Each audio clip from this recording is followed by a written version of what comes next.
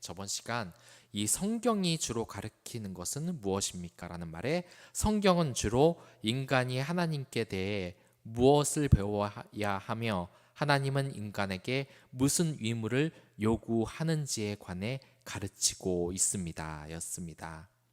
그래서 여러분들 이번에는 하나님이 누구입니까? 라는 질문입니다. 그에 대한 답변. 하나님은 영으로서 무한, 영원, 불변하시고 그 존재는 지혜, 능력, 거룩, 공의, 선, 진리의 속성을 가지고 계시는 분입니다. 아멘. 이 하나님은 정말 존재하십니다. 하나님은 누구신가? 라는 질문이 여러분들 궁금하시면 여러분들께 정말 축하를 드립니다. 정말 기쁜 겁니다. 하나님이 존재하신다는 사실을 당연한 전제로 받아들여서 이런 질문이 나오는 것이겠죠. 저는 그냥 태어난 것이 아닙니다.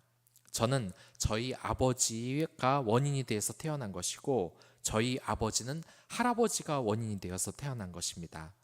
그렇게 올라가다 보면 아담으로 인해서 저희는 태어났습니다. 그러면 아담을 만드신 분이 꼭 있어야 됩니다.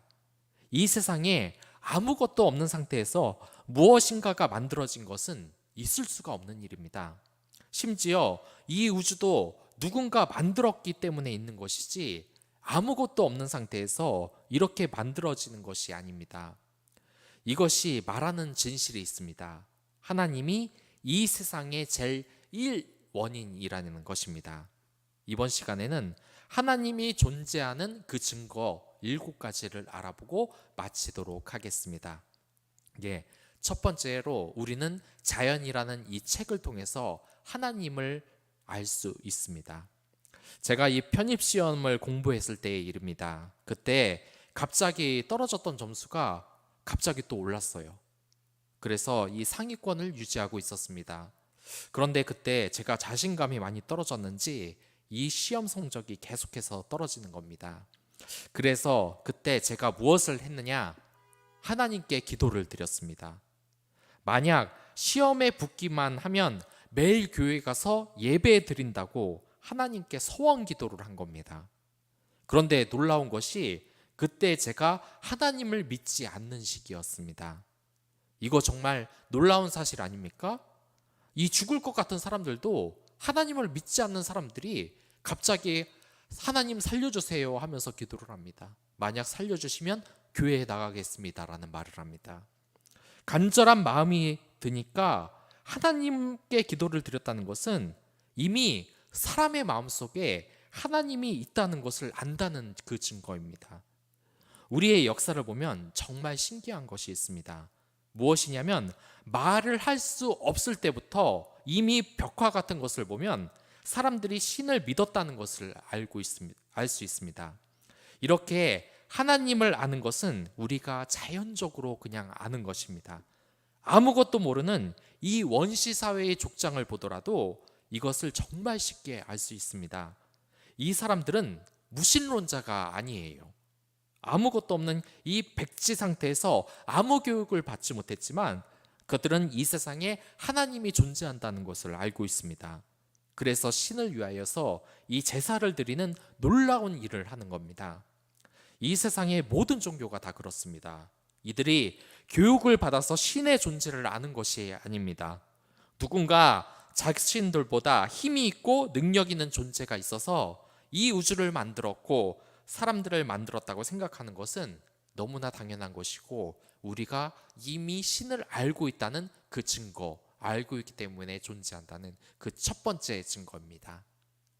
그리고 두 번째 증거가 있는데 우리는 하나님의 존재를 그분의 업적을 보면은 알 수 있습니다. 제가 미술학원에 갔을 때 그곳에서 정말 실력이 뛰어난 학생들을 만나곤 합니다. 그리고 어떤 작품은 정말 사진처럼 너무 정교해서 이 작품을 그린 아이가 누구냐고 물어봤습니다. 그랬더니 제 옆자리에 앉는 학생이더라고요. 몸도 쬐끄만하고 잘 몰랐는데 그 학생을 다시 한번 보니까 이 작품을 다시 보니까 정말 대단해 보이는 겁니다. 그리고 선생님들도 이 학생이 좋은 미술대학에 아마 입학을 할 것 같다고 이야기를 하는 겁니다. 흔히 유명한 디자인 회사에 가려면 포트폴리오라는 것을 들고 갑니다. 이것을 들고 가는 이유는 회사가 그의 작품을 보고 그가 얼마나 실력이 있는 디자이너인지 판단을 하기 위해서입니다. 이것은 노래도 마찬가지예요. 한 서바이벌 프로그램에서 한 여자가 나타났습니다. 얼굴은 늙었고 전혀 호감형의 얼굴이 아니에요. 미인이 당연히 아니었죠. 많은 사람들이 이 여자를 비웃었습니다. 아무리 봐도 사람들의 눈에는 가수가 될 만한 외모도 호감이 갈 만한 외모도 아니었습니다. 그꼴로 가수를 하겠다는 말에 심사위원과 방청객들은 모두 그녀를 비웃었습니다. 그런데 그 가수가 노래를 시작했을 때 심사위원과 방청객들은 모두 입을 다물고 말았습니다. 예상외로 그녀의 실력이 너무 뛰어났기 때문입니다. 이 심사위원은 그녀를 얕본 것에 대해 진심으로 사과를 했고 그녀의 실력에 방청객에서 박수가 쏟아졌습니다. 가수로서 인정을 받은 것이죠. 그녀가 바로 수잔 보일입니다. 그녀는 그녀의 노래로 그녀가 어떤 사람인지를 바로 증명해냈던 것이죠. 맞습니다. 사람을 평가하려면 그 사람의 실력, 곧 작품, 업적을 보면 되는 것입니다. 이 우주를 볼 필요 없이 이 세상에 돌아다니는 파리를 한 마리 여러분들 잡아보십시오. 그리고 뛰어난 과학자들에게 그리고 생물학자들에게 똑같이 만들어 보라고 해보십시오. 아니, 더 뛰어나게 만들어야죠. 과학자들은 당장 최첨단 전투기나 보잉 747기를 내놓을 겁니다. 그러나 여러분들, 최첨단 비행기와 그 파리 한 마리 중 어떤 것이 더 만들기가 힘들까요? 파리를 만들어내는 것이 더 어렵습니다. 파리의 이 복잡한 메커니즘은 정말 우리의 과학기술로 그 근처도 아직 따라가지를 못하고 있습니다. 과학 분야가 정말 다 이렇습니다. 곤충은 생물체 중에 가장 작지만 가장 완벽한 비행 능력을 가지고 있어요. 잠자리를 한번 보십시오. 그 앞뒤로 자유롭게 날아다니고 공중에서 정지를 한 상태에 있다가 갑자기 50km로 속도로 냅니다. 인간은 이 잠자리의 생김새와 이 비행 원리로 헬리콥터를 만들었지만 아직 이 잠자리의 비행수를 조금 더 따라가지 못하고 있습니다. 이 능력이 정말 얼마나 대단한지 잠자리는 이 최고 속도로 비행을 할 때 지구 중력의 25배나 되는 힘을 견딜 수 있다고 합니다. 이 파일럿은 최고로 견딜 수 있는 힘이 중력의 9배밖에 안 됩니다. 이것에 비교하면 정말 놀라운 그런 발명이죠. 이렇게 하나님이 만드신 이 창조물을 한번 보십시오.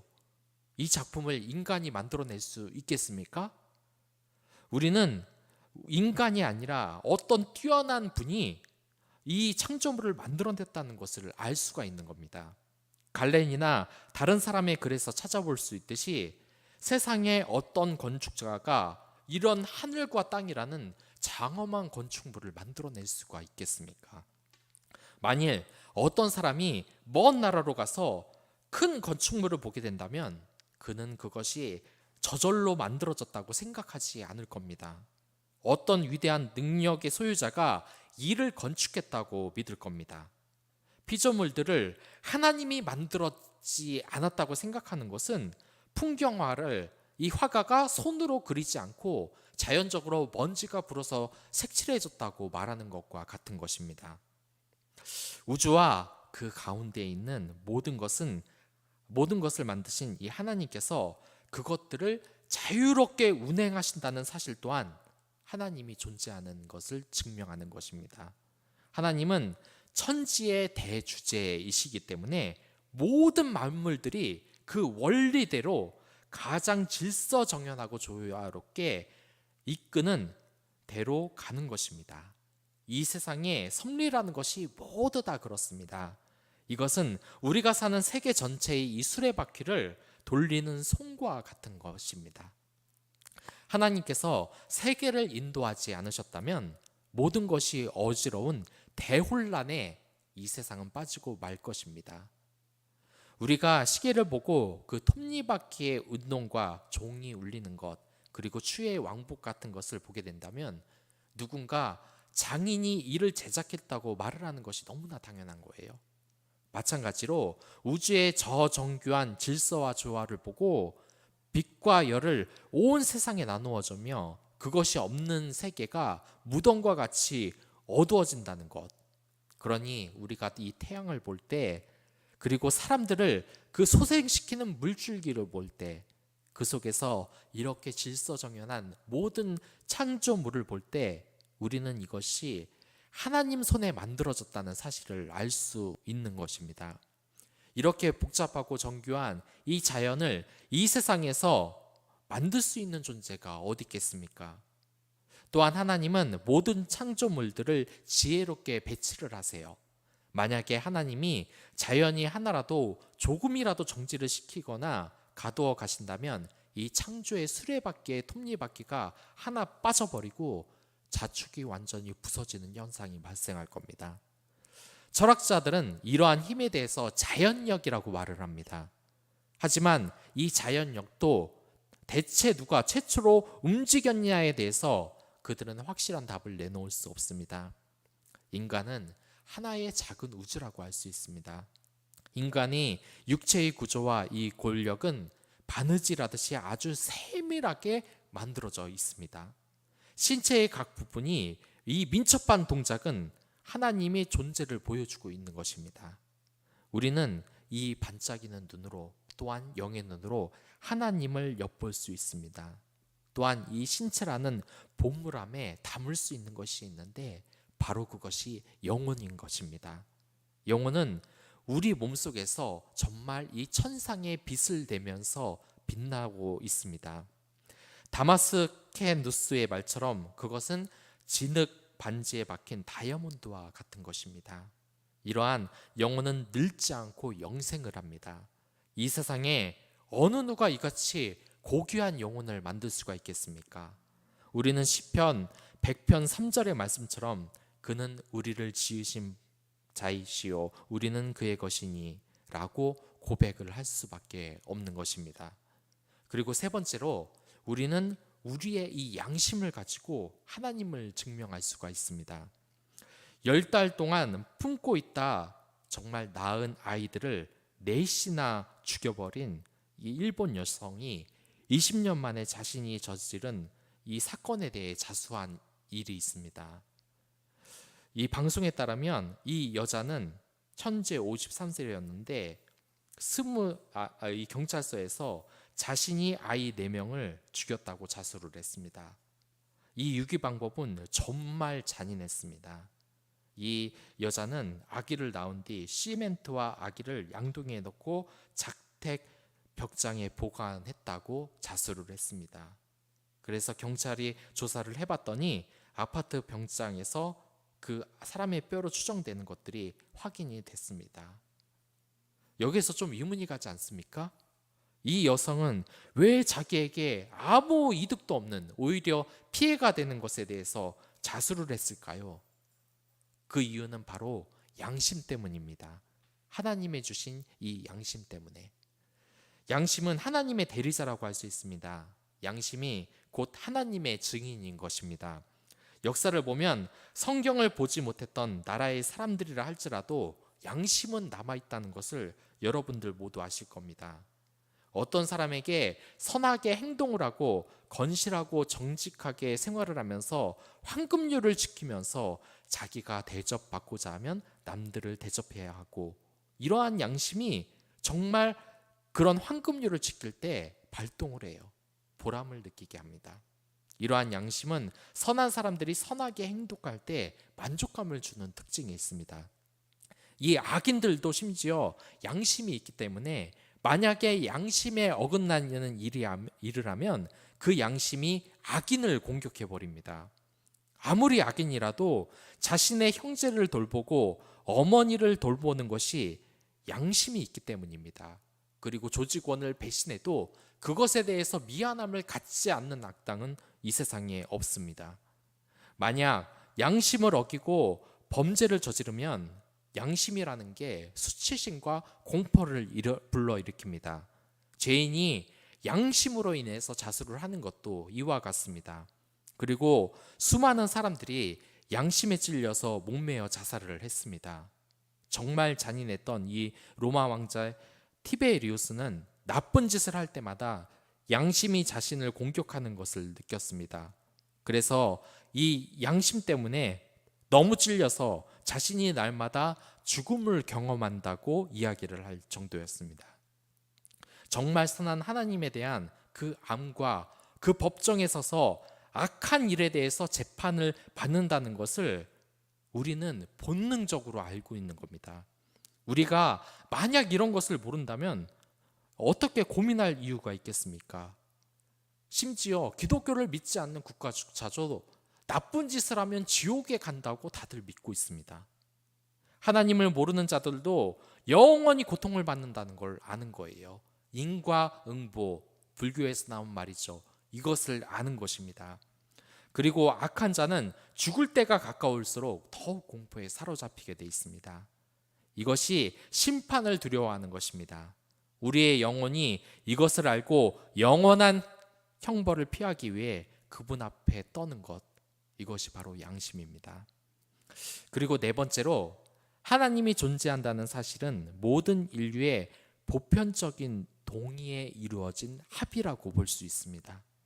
태국을 가보면 또는 중국을 가보면 거대한 불상이나 신상들이 있습니다. 이것은 어느 나라를 가도 다 똑같습니다. 세상 어디에서 그들이 섬기는 신이 없는 나라가 없습니다. 키케로는 이런 말을 남긴 적이 있어요. 신의 존재를 믿지 않을 정도로 미개한 민족은 없다. 이교도들은 비록 참 하나님을 믿는 것은 아니었지만 그래도 어떤 신을 예배했습니다. 이들은 알지 못하는 신에게 제단을 세웠습니다. 그리고 그들은 어떤 신에게 예배를 할지 알지 못하면서도 그냥 신에게 예배를 드려야 한다는 사실을 알고 있었습니다. 그렇기 때문에 불상을 섬기고 알라를 섬기는 겁니다. 그리스 신화에 나오는 모든 신을 다 경배했던 이 그리스와 로마는 누가 진짜 신인지는 모르나 많은 신들을 만들어서 다 예배를 드린 것입니다.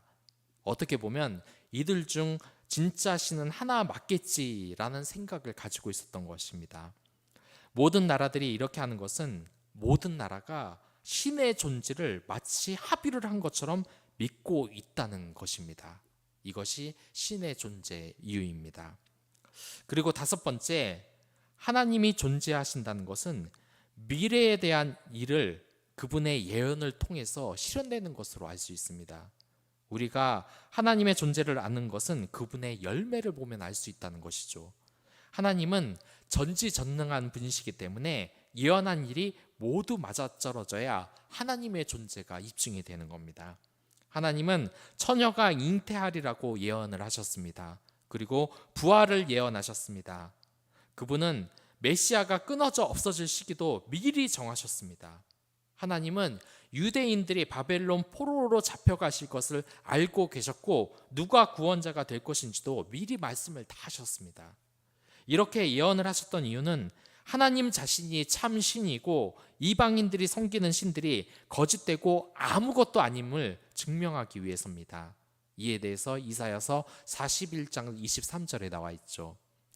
터툴리아는 자연적인 이 인과관계에 의해 발생하지 않은 갑작스러운 일들은 예언하는 것은 하나님께 속한 일이라고 말을 했습니다.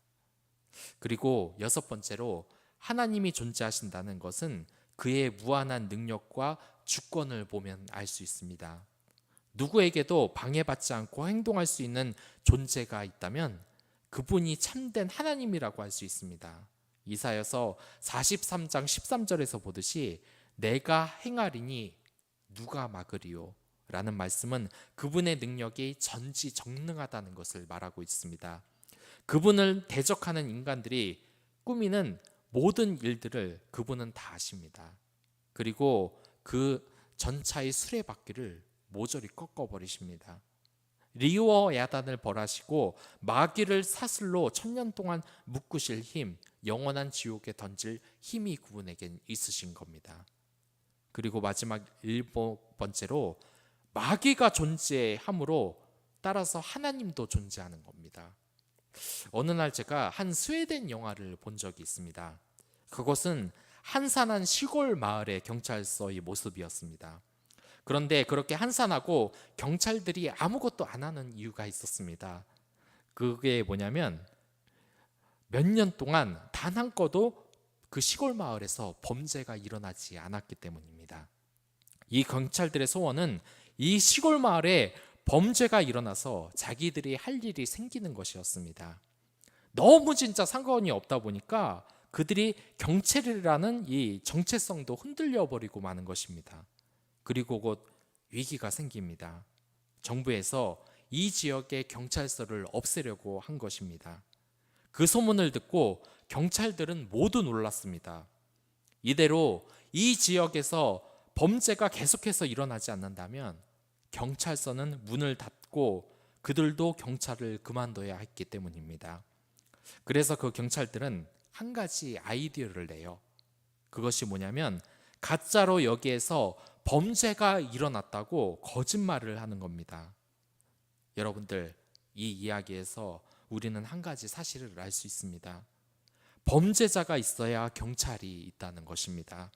또한 전쟁을 일으키는 자가 있어야 그것을 막을 군대가 있는 겁니다.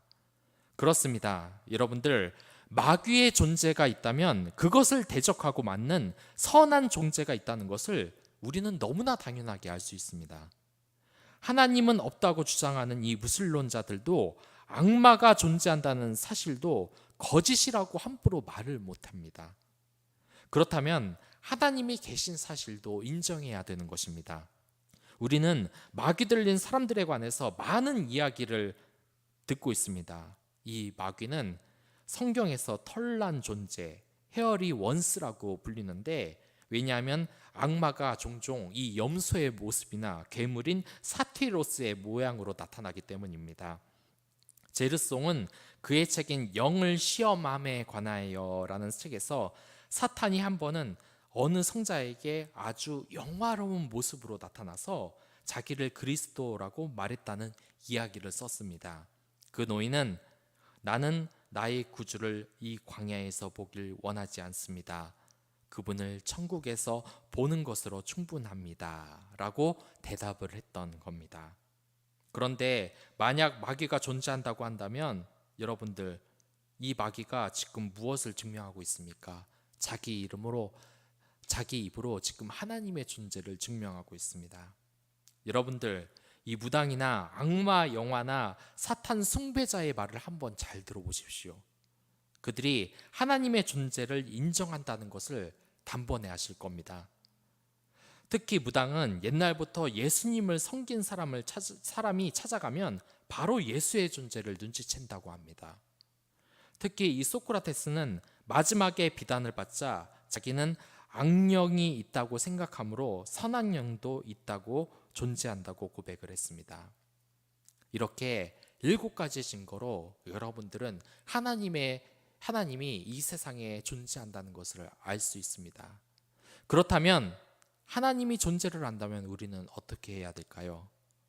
이 에피쿠로스는 하나님의 섭리의 존재를 다 부정하면서 모든 일은 우연히 발생한 것이라고 주장을 했습니다. 하지만 여러분들, 이러한 증거가 있는데도 하나님이 없다고 말하는 자야말로 가장 사악한 것입니다. 그는 도둑보다 나쁜데, 왜냐하면 도둑은 우리 물건을 가져가지만 무신론자는 우리에게 하나님을 빼앗아 가려고 하기 때문에 더 나쁘다고 이 토마스 왓슨은 이야기하고 있습니다. 나는 무신론자라고 말했던 아더라는 사람의 이야기가 있습니다. 그는 죽을 때 자신은 심판에 떨어진다고 울부짖었다고 합니다. 하나님은 없다고 말하는 사람은 극소수지만 실생활에서 행동으로 그분을 부정하는 사람, 그런 사람들 많고 많지만 여러분들, 대부분 많은 사람들이 정말 하나님이 없는 것처럼 생활을 하지만 마판에 가서 그 보응을 다 받는 것입니다. 하나님이 존재한다면 그분은 공의를 행하시고 사람들에게 정당한 보응을 반드시 내리시게 돼 있습니다. 세상에서는 정말 많은 일들이 불공평하게 이루어지는 것처럼 보여요. 즉 악인이 잘 되는 것처럼 보이고 악인들이 모든 좋은 것을 다 차지하고 이 선한 사람들은 모든 나쁜 것을 다 가지고 있는 것 같습니다. 그러나 여러분들, 하나님은 존재하시기 때문에 그분은 사람들에게 정의롭게 모든 것을 다 판결하실 날이 오는 겁니다. 그리고 범죄자들은 반드시 처벌을 받고 마는 것입니다. 죄인이 죽을 날과 심판받을 날이 다가오고 있는 것입니다. 그리고 이 벌은 영원히 계속될 것입니다. 그리고 하나님은 하나님의 백성들에게 신실한 수고에 대해서 모두 보상을 하실 것입니다. 자신들의 그 세마포와 면류관을 모두 받을 날이 온다는 것이죠. 그러니 우리는 우리가 억울하다고 하는 생각을 조금도 가질 필요가 없는 것입니다. 하나님이 계신다면 이 하나님께 대적한 모든 자들에게는 화가 있을 것입니다. 하나님은 영원히 살아계시기 때문에 복수를 하시는 분입니다. 하나님의 징계는 느리지만 굉장히 엄하게 행해질 것입니다.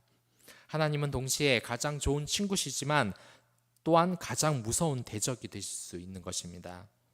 이러한 하나님께서 가장 우리에게 중요하게 요구하는 두 가지가 있는데, 그것이 첫 번째가 바로 하나님 사랑이고 두 번째가 이웃 사랑입니다. 하나님의 사랑이란 무엇보다 하나님께 예배드리며 말씀을 읽으며 기도하며 진심으로 그분을 내 주인으로 삼는 것입니다.